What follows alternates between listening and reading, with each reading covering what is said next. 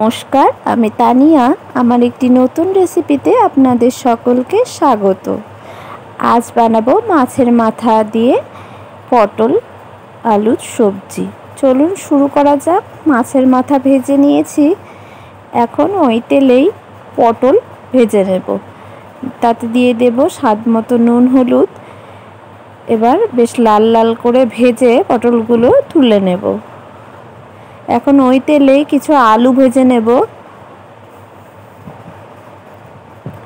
আলুগুলো বেশ লাল লাল করে ভেজে নিয়েছি।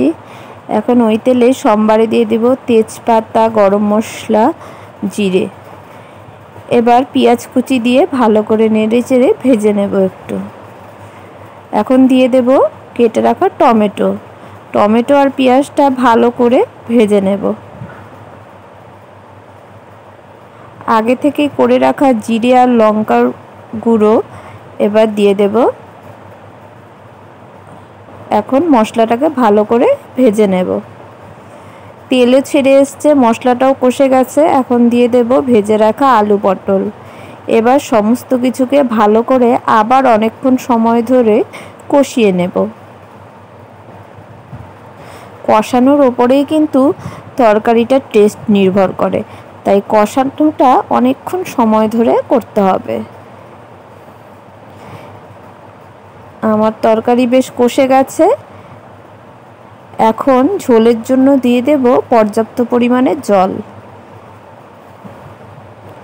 এবার হাই ফ্লেমে ঝোলটাকে কিছুক্ষণ ফুটতে দেব।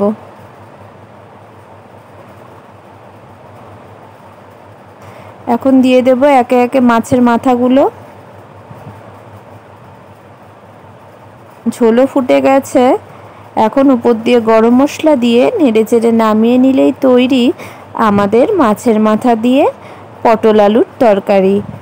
আশা করছি রেসিপিটা আপনাদের ভালো লেগেছে। ভালো লাগলে লাইক এবং কমেন্ট করতে কিন্তু ভুলবেন না।